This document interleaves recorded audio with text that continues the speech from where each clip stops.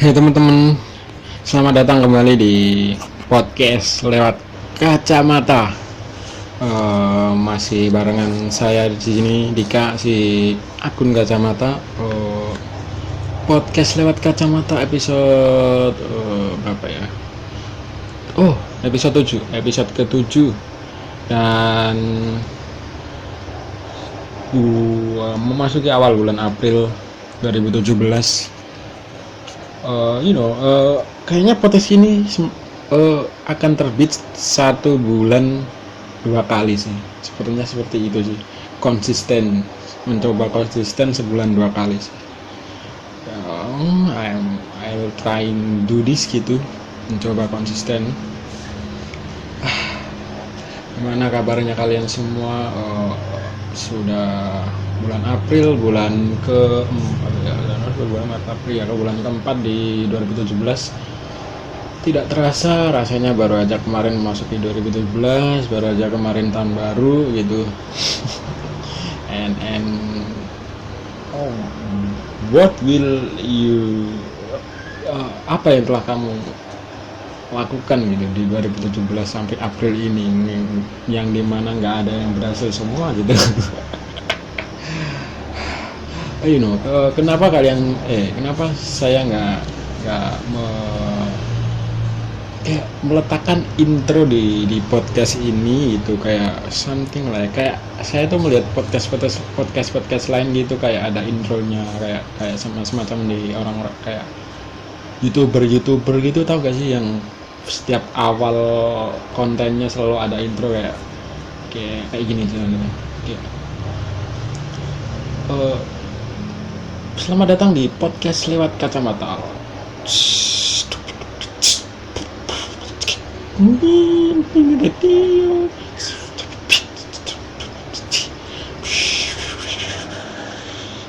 And then ya kita kembali lagi di kayak gitu, terus ada intronya gitu. Kayak ya sebetulnya sih bisa saya kasih gitu kan, bisa edit sih, cuma bukan males sih, cuma ya kalau saya punya skill edit gitu, mending saya jual aja deh. Mending saya jual aja deh skill edit ini gitu. Kayak daripada saya pakai di kayak konten kayak gini gitu, yang pendengarnya pun belum tentu banyak gitu. Pendengarnya cuma 20 mas. Nah, kasih intro lagi, ya udahlah, cuma ya namanya aja podcast, coba ngomong-ngomong, ya udah, yang penting yang ngomong itu gitu. Mending dijual aja deh kalau punya skill kayak gitu.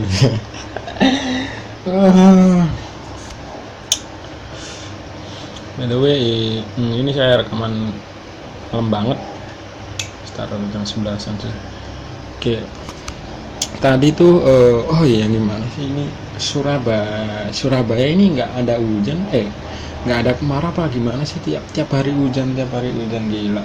Kayak akhir-akhir ini tuh, ini dulu bulan April tapi nggak ada kemarau gitu. Tiap ya kalau siang panas tapi kalau malam hujan gitu, yang nyebelin gitu ya. Bikin sebel deh. Tadi kejebak hujan di kampus, paksa pulang malam gitu, anjir. Tapi enak juga sih tadi, kejebak hujan di kampus, terus ngumpul bareng temen-temen kampus yang jarang kumpul sih, jarang kumpul ngobrol intim sih. Kayak tadi tuh kayak kita kejebak hujan terus ke kantin, ya ngobrol something like sesuatu yang berguna gitulah. Kayak tadi tuh teman saya ngobrol soal ini, pengaruh tol laut, siklus bisnis gitu. Terus kayak semacam ada yang demo pabrik, terus kerja di sini itu gitu. Penting sih seharusnya seorang teman kumpul ngobrol tentang hal-hal yang serius gitu, tentang pengalaman mereka, bisa jadi jadi apa ya, jadi motivasi gitu, bisa jadi informasi yang bagus gitu. Kayak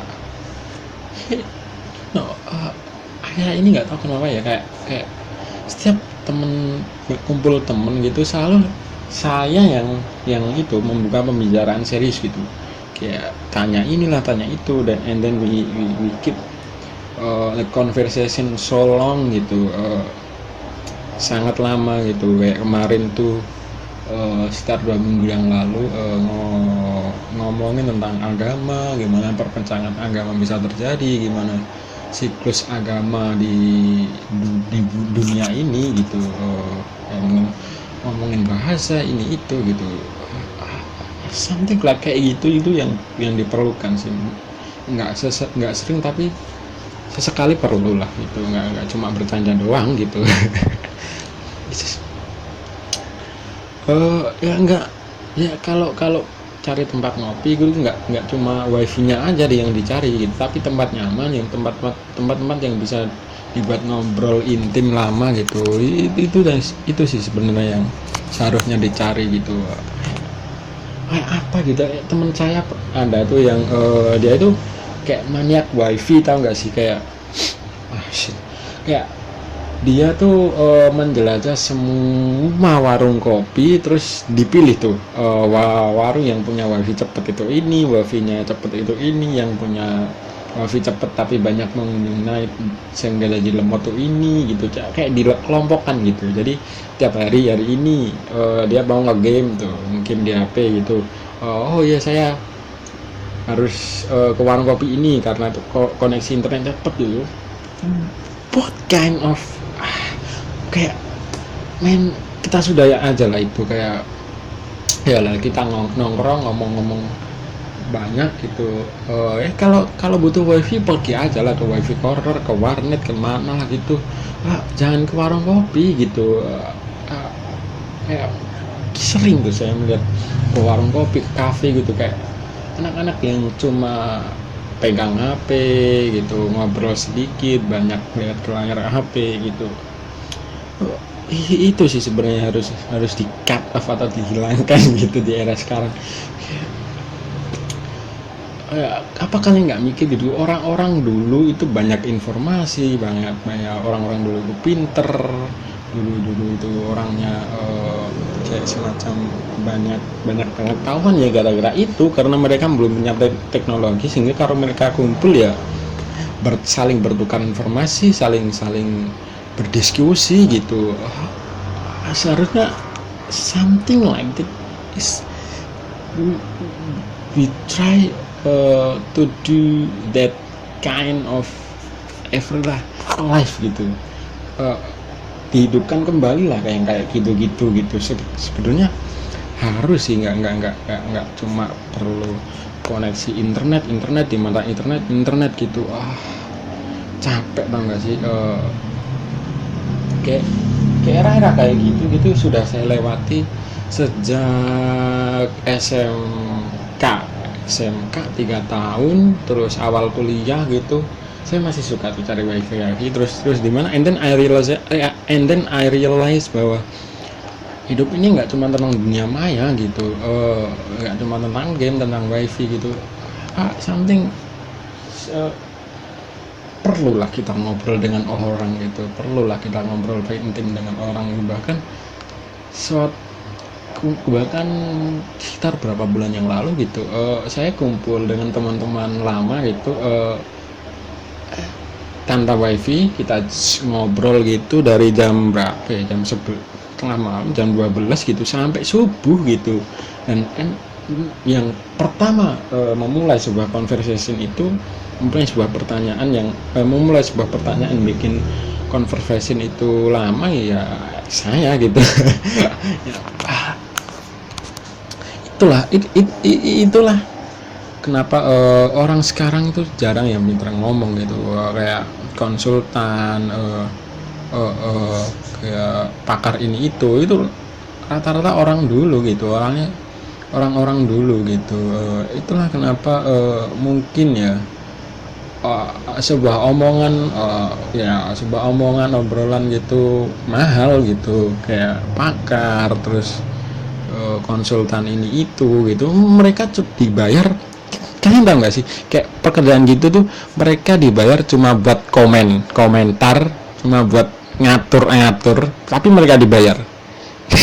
Gila sih. Kayak mereka tuh kayak kalau di sosial media tuh kayak komen di status orang sok-sok benerin, tapi mereka dibayar. Gila. kayak kemarin nih, bos saya pernah ngundang ini, konsultan marketing gitu. Saya kan kerja di something like digital marketing gitu, jadi ya semacam gitulah. Jadi bos saya ini ngundang pakar marketing itu buat nyeramai kita gitu. Nyebelin banget sih, emang nyebelin sih. Kayak bos dari dasarnya aja bos saya sudah nyebelin gitu. Kayak kalian tahu nggak sih, enggak ya, kalian kayak bos saya itu suka kentut sembarangan, anjir. Atau apa-apaan nih, kayak jalan aja gitu, ketika papasan gitu jalan, tiba-tiba dia kentut gitu, pret ya, kayak pret gitu, anjir. Apa-apa telek banget sih ini. Emang dasarnya emang sudah nyebelin sih, tapi ini tapi dia bos saya gitu. Dia ngundang gitu pakar, terus dia kayak nyeramain kita, oh marketing itu seharusnya gini, kalian bisa lah ambil 10% dari ini, lalu sisanya kalian kalkulasi dengan ini lah, itu yang akan jadi pelanggan kalian, itu yang seharusnya kalian dapatkan. Tai, telek. Kalian tuh nggak tahu apa yang sebenarnya terjadi di perusahaan ini gitu, apa yang sebenarnya terjadi di kantor ini ya. Ini tuh susah diterapkan di kantor ini gitu. Emang harus melakukan itu gitu, emang harus emang harus keep that ya, emang harus dengerin omongan si pakar ini gitu. Yang pakar, dimana pakar ini nggak pernah ngerti situasi dengan situasi perusahaan yang berbeda-beda gitu, kita nggak bisa lah disamakan gitu. Ini beda gitu, situasi perusahaan ini sedang pelik gitu kan, marketingnya ini ya.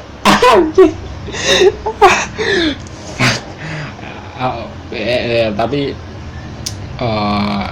in a way di poin yang lain-lain masih bisa lah diterapkan, tapi kebanyakan sih nggak tahu ya, masih bisa lah dicatat gitu, masih ada yang bisa, tapi nyebelin gitu. Dia cuma komen, seharusnya itu gini, seharusnya gitu. Kayak emang kamu bener aja gitu, kayak nggak, kamu orang-orang kayak gini tuh nggak tahu keadaan sebenarnya gitu, keadaan di lapangan kayak ya sebenarnya gimana, di mana orang-orang gudang yang nyebelin, goblok. Tai.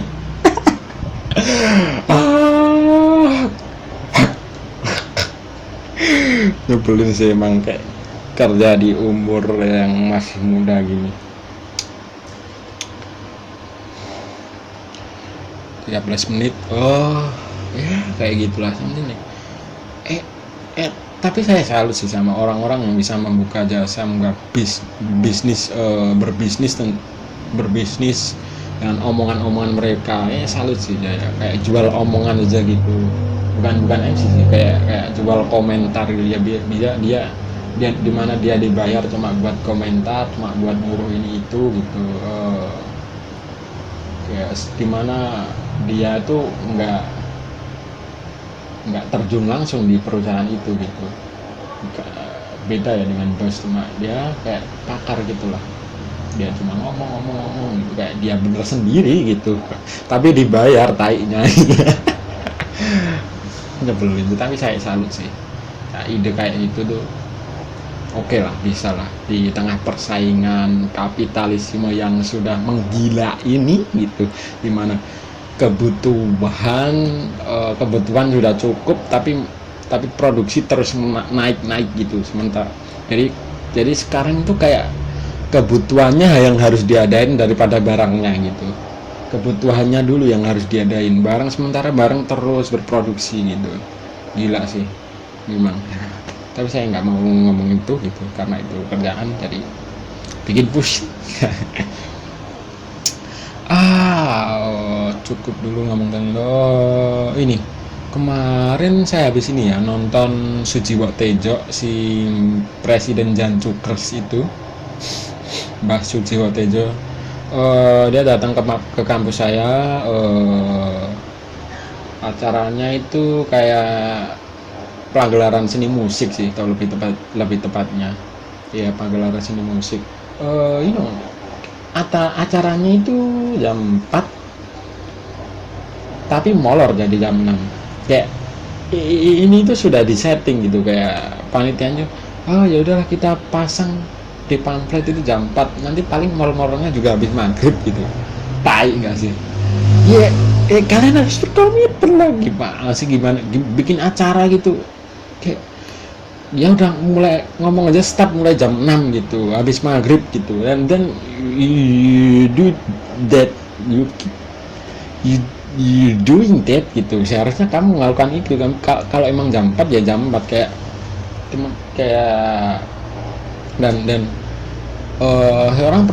seseorang menghubungi panitianya gitu, tanya gitu, Sujiwo Tejo tampil jam berapa ya kira-kira? Kalau mulai jam 4 berarti Sujiwo Tejo tampil habis maghrib gitu. Ternyata enggak, mulainya jam 6 dan Sujiwo Tejo itu naik panggung jam 10. Oh iya, jam 10-an, sekitar jam segitulah. Gila. Kayak ini tuh kayak sudah disetting gitu. Ya kita pasang pamflet jam 4 tapi nanti molor lah jadi habis maghrib gitu. Ya apa sih? Kayak ada temen saya tuh yang datang jam 4 gitu, tapi acara masih belum mulai, bikin boring gitu, bosen. Karena kita di situ niatnya nonton si Sujiwo Tejo, tapi malah ada acara, ada penampil yang kayak aneh gitu. Kayak kemarin tuh ada yang nge-rap gitu, nge-rap sok-sok kayak yang Lex baru gitu. Yang rapnya nggak cepet-cepet tamat tapi dipaksakan gitu, yang iramanya masih nggak seragam tapi dipaksakan untuk tampil gitu. Kayak ngomongin, pertama tuh ngomongin cinta, cinta yang dibangga-banggakan gini, and then lagu kedua dia ngomongin indahnya Indonesia, persatuan itu gini, persatuan ini, kita itu harus bersatu. Pelek. Itu hal-hal yang sudah biasa diangkat gitu, hal-hal yang kayak sok memotivasi mahasiswa gitu, padahal kenyataannya itu enggak kayak gitu. Bukan, apa saya harus ngomong ini gitu, sampah. maaf tapi itu benar-benar tadi bosenin sampai jam 10. Tapi karena ada keroncongnya sih lumayan sih, keren sih. Keroncongnya itu yang biasa ada di ini JTV dari Sabtu Minggu kalau nggak salah, jam 10 malam atau jam 11 malam gitu, saya lupa. Itu keroncongnya keren sih. Ada paduan suaranya juga, sama and then jam 10 ya Mbah Sujiwo Tejo naik gitu. Semua teriak. Ada yang foto, ada yang nyembah gitu, kayak sujud di depan dia 3 kali gitu. Ada terus kayak ketika dia bersabda itu nggak tahu ya, kayak mungkin kayak dibodohi ya. Kayak gini, kayak dia melontarkan quote-nya yang melegenda itu ya, kayak karena wujud tuh, kayak dia itu bilang, karena wujud Tuhan yang paling nyata di bumi ini adalah seorang perempuan. Dan semua orang kayak iya gitu. Dan saya juga larut dalam keadaan itu gitu. Itu bikin gila sih. Tapi ya udahlah, namanya hiburan gitu.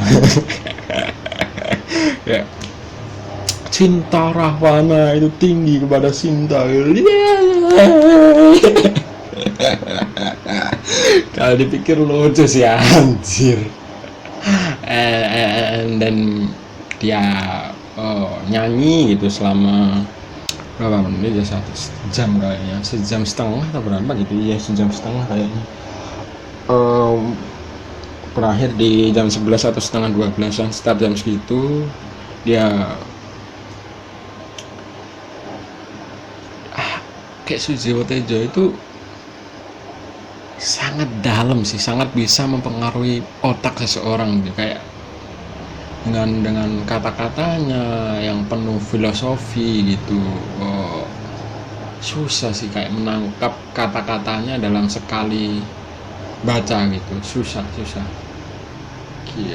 Dia itu seseorang yang sangat berbeda gitu, sama berbeda dengan yang lain yang sama.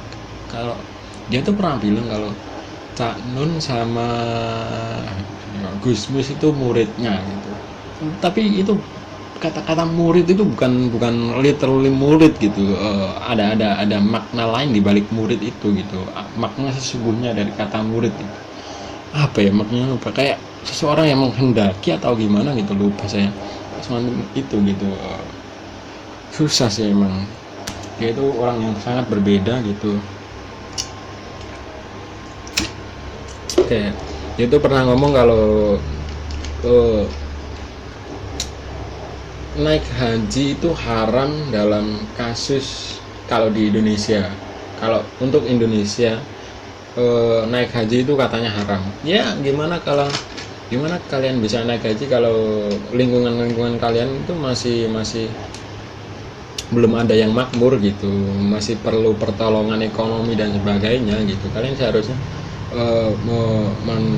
mementingkan kepentingan sekitar lingkungan kalian daripada naik haji gitu. Lihat dulu sekeliling kalian, bantulah mereka gitu ya.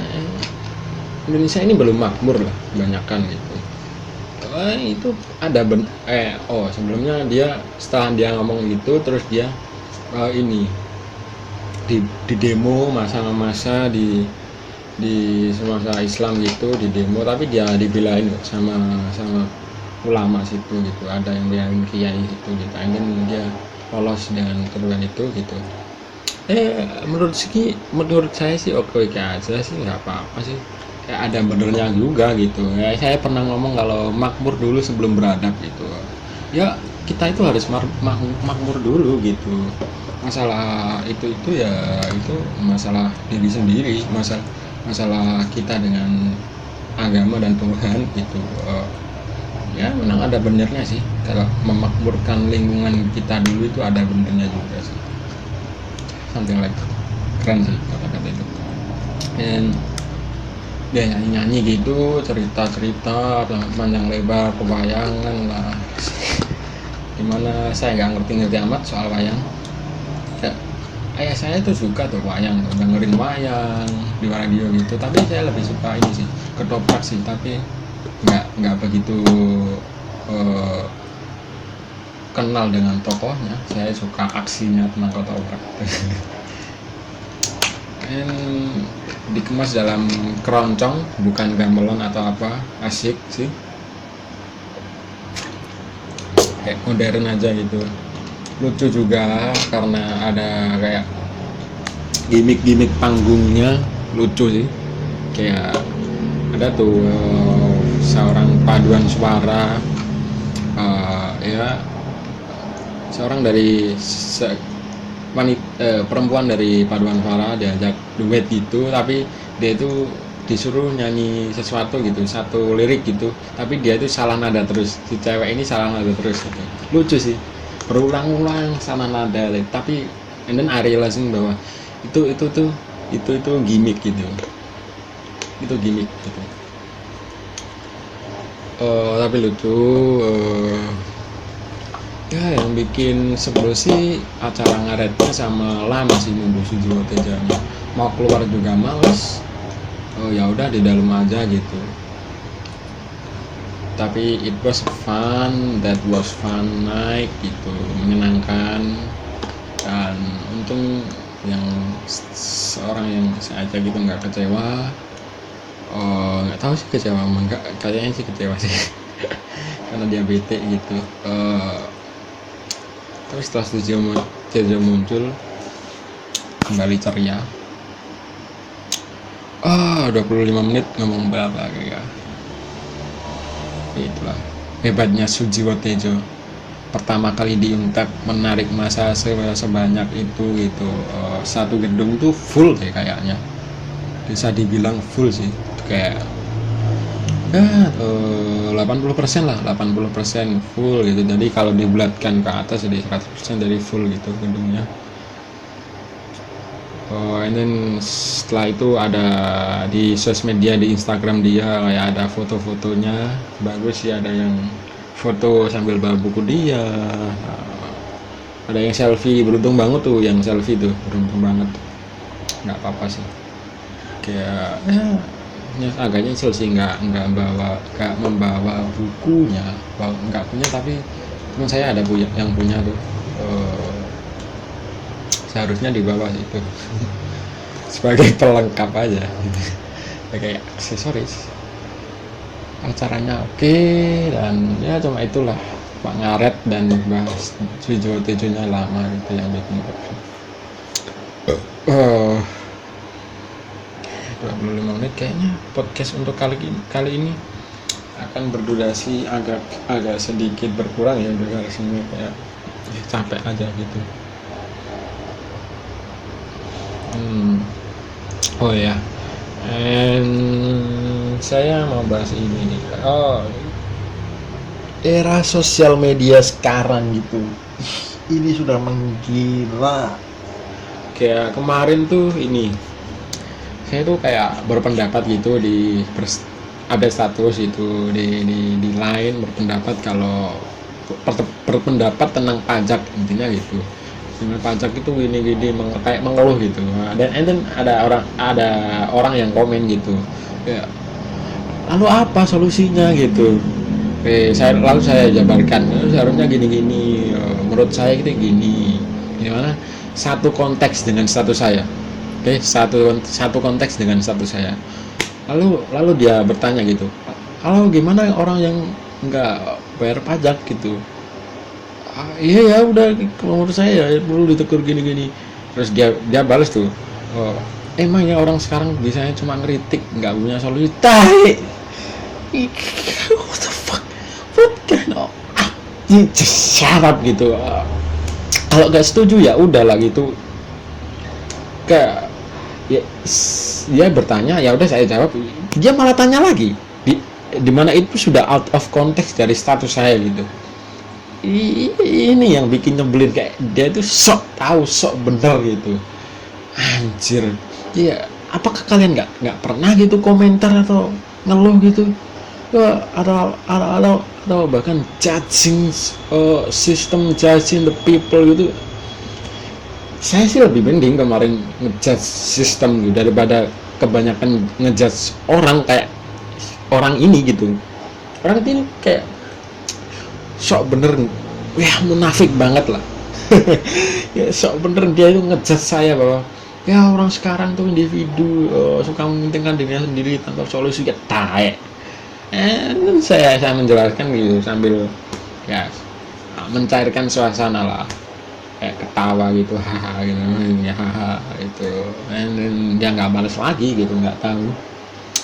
Lalu saya jelaskan bahwa ini tuh sebenarnya udah out of context sejak kamu nanyain ini gitu. Ini ya kayak dilanjutkan aja gitu rasanya. Wah, gila. Emang era sosial media seperti sekarang ini sudah kayak gini gitu. Emang orangnya sudah kayak gitu dulu, dan dia muncul di sosial media yang shock bener ya, fucked up gitu. Ya, sepertinya era seperti ini, bener sih kata Bang Andri gitu di podcastnya, kayak kalau era seperti ini seharusnya akan berakhir gitu. Ya, seharusnya bener sih itu akan berakhir gitu.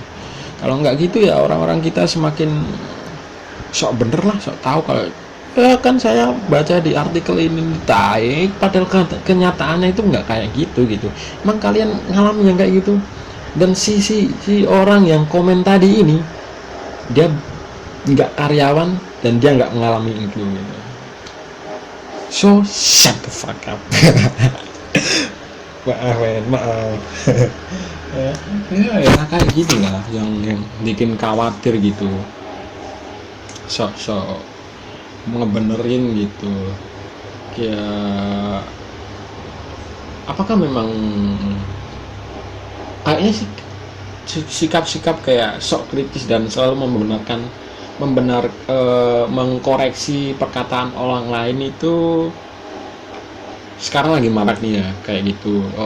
Dulu nih kayaknya sudah ada nih, kayak zaman dulu saya dulu SMP itu kayak ada guru yang bilang, ketika kalau kita misalnya ngomong ini nih, sesuatu ya, tapi maksudnya kita itu udah bener, cuma kalimat kita yang salah, kalimat kita yang agak salah sih. Kayak dia itu, dan guru ini ngomong, oh enggak, seharusnya itu gini gini, ini tuh gini gini. Kita itu harus kritis dalam bersikap, harus kritis dalam bertutur kata gitu. Ini tuh agak-agak mirip nggak sih sama grammar Nazi gitu? Seharusnya agak mirip dong. Kan maksud kita itu sudah bener, cuma orang-orang yang kayak gini gitu, yang ngerasa sok bener gitu, and then sosial media ngeboom gitu, dan sifat seperti itu semakin banyak yang punya gitu, yang sok kritis, yang sok bener-bener sok, ya enggak, ini tuh seharusnya kayak gini, tae lah. Ya udahlah, sosial media buat ngeluh nggak apa-apa sekali-sekali gitu ya. Emang ini tuh sosial media ini tuh buat kalian aja gitu, enggak kan? Kayak susah men kalau setiap hari, kalau tiap mau ngepost tuh harus sesuai dengan keinginan kalian, tuh susah gitu. Kayak dulu tuh pernah tuh saya sempat tuh kejebak di hal-hal bodoh gitu, semacam kayak kalau saya punya foto, and then foto saya upload di Instagram dengan caption quote gitu, dengan hashtag tai gitu. Itu bukan literally saya sih, tapi kayak mencoba berbaur dengan sosial media, and then saya sadar gitu, kayaknya ini sih bukan saya sih. Kayak setiap hari, setiap mau ngepost harus punya quotes yang bagus gitu tentang fotonya itu. Capek juga sih gitu. And saya memutuskan menghapus semua foto saya, dan kalian bisa lihat homepage Instagram akun kacamata photoless gitu, nggak ada fotonya cuma berapa gitu, 6 kayaknya. Iya kayak gitulah ya, era sosial media orang yang sok bener gitu. Seharusnya ini disudahi lah. Orang-orang niat orang-orang untuk berteman, sok terkoneksi lewat sosial media ini sebenarnya sudah salah sih ya. Memperluas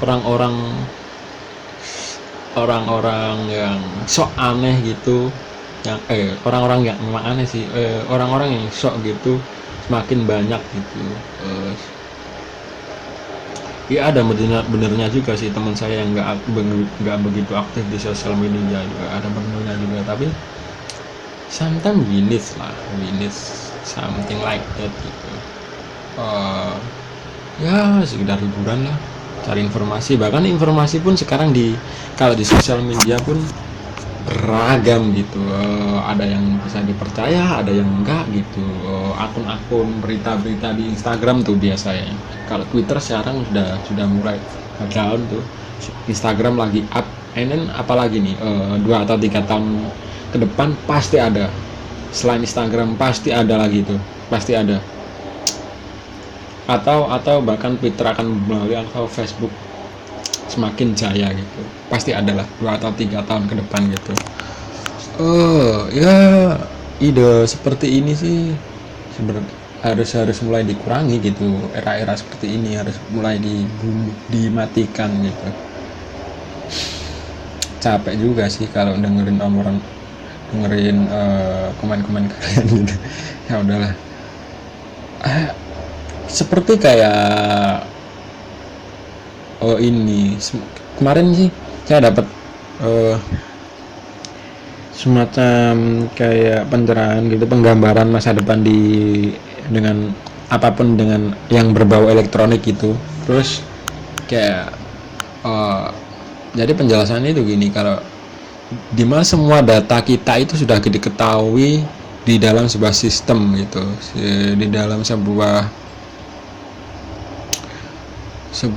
apa ya, database gitu,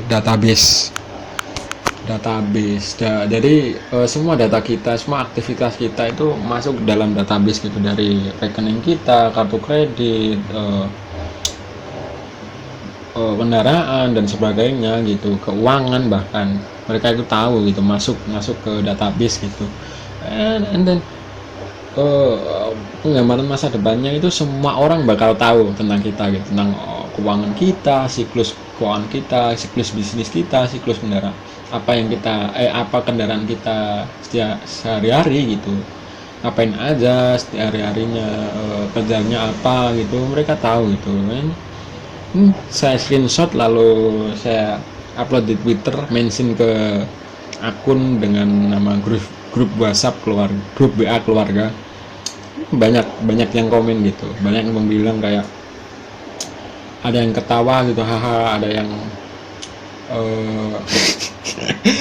ada yang komen, ya emang ini seharusnya bisa terjadi gini-gini, ya emang agak berbahaya gini-gini. Dan ada yang komen, ini tuh kayak 1984 buku 1984 nya George Orwell nggak sih gitu.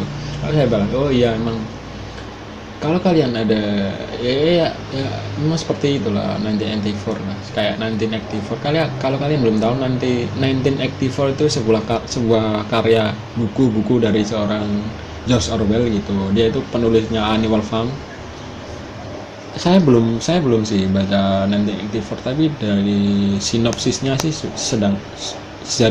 sinopsisnya sih udah menarik gitu. Kalau semua pergerakan kita itu sudah diawasi, semua aktivitas kita itu dalam pengawasan negara, maksudnya ada pengawasan negara, dan semua apa yang kita miliki itu negara tahu gitu. Itu tuh juga menyeramkan sih. Bahkan kita nggak bisa dapat privacy gitu, bahkan di dalam kamar tuh mereka masih bisa tuh, kayak lewat HP kan ada perekam sama kamera tuh, mereka bisa melihat tuh. Ada tuh, sudah ada teknologi kayak gitu sekarang gitu. Teknologi rahasia kemarin dibocorkan sama WikiLeaks tuh, kayak gitu tuh, kayak kita itu bisa merekam gadget di sidekit, ya memang bisa merekam sih, kayak gadget kita itu bisa merekam sendiri, dan yang tahu, yang merekam kita itu ya gitu, kita gitu, yang mengaktifkan perekaman ini tuh ada itu orang-orang kayak macam perkumpulan gitulah. Jadi dia bisa tahu di mana kita berada gitu. Ya seharusnya kita punyalah privacy gitu. Kita harus punyalah batas privacy seorang. Paling enggak di kamar aja lah. Ya di kamar tuh seharusnya ya di kamar itu sekarang kita tulis kayak dulu gitu, jangan diganggu sedang belajar gitu. Ya itu salah satu bentuk privacy gitu, usaha untuk berprivasi gitu, di dalam kamar lah. Ya ngapain masturbasi kayak apa kayak di kamar gitu. Yang penting kan privasi gitu. Itu kalian nggak usah tahu lah apa yang dilakukan seorang di dalam kamar itu, apa aja lah gitu. Masturbasi emang itu yang terjadi gitu. Skrip lah, penggambaran masa depannya, orang-orang akan semakin banyak yang insecure gitu. Ini kok gini sih, kok dia tahu something like, saya punya jokes kayak gitu, tapi tentang orang-orang yang seharusnya insecure tapi mereka malah sok-sok romantis gitu, kayak cowok yang ngerti kalau si cewek itu lagi sedih, padahal si cewek itu ngomong bahagia gitu. Ya seharusnya si cewek ini insecure lah, nggak ngomong, nggak malah nggak malah mengatakan romantis. Oh kamu tahu aku gini gini. Seharusnya cewek ini insecure ya. Gimana kalau memang si cowok bisa ngerekam kalian, bisa memfoto kalian dari manapun, kalian seharusnya bisa tahu lah dengan kecanggihan teknologi yang seperti ini gitu. Bukan merasa romantis, gila. Seperti itulah. Sudah 40 menit. Oh, ini nggak ada yang tanya nih di sosial media atau apapun. By the way, kalau kalian mendengarkan podcast ini, tolong kalian bisa mention saya atau pesan gitu di Instagram, di DM gitu nggak apa-apa, atau mention aja nggak apa-apa di Instagram saya @akun_kacamata, Twitter @akun_kacamata. Kan bisa komen atau DM request topik gitu, tanya sesuatu juga nggak apa-apa, curhat juga nggak apa-apa. Insya Allah akan saya beri solusi atau akan saya kata-katain. Ya biar ada itulah, biar seru lah isi podcast ini gitu, daripada gini terus saya ngomong terus capek juga men. 40 menit 50 menit capek. Ya itulah. Oh iya, untuk masalah tamu saya sedang mengusahakan tamu gitu, tapi sangat susah sih. Teman-teman saya hubungi sok pada sibuk lah apa itu, susah banget dihubungin. Sebenarnya banyak yang apa yang nggak sibuk, tapi teman-teman saya yang menurut saya berpengaruh sukses gitu, mereka sibuk semua gitu, susah dihubungi. Datang dihubungi cuma susah diajak ketemu aja gitu. Kayak mereka itu masih insecure tentang diri saya yang dulu gitu. Dulu saya yang pendiam, yang nggak enak diajak ngobrol, yang nggak bisa asik gitu. Bahkan saya pernah tuh dijudge kalau sama cewek gitu dulu, kalau kamu Dika kamu tuh nggak asik kalau di chat, nggak kayak si ini, dia tuh asik di chat. Ya apa sih gitu, kalian belum ketemu secara langsung gitu. Oke, capek aja sih ngetik di chat gitu, capek gitu menghidupkan chat dan sok melucu di chat, padahal aslinya nggak selucu itu gitu. Gimana coba, ayo. Ya udahlah, nggak apa-apa gitu kan, belum bertemu secara langsung, coba deh ketemu langsung, pasti jadi gila lah kan.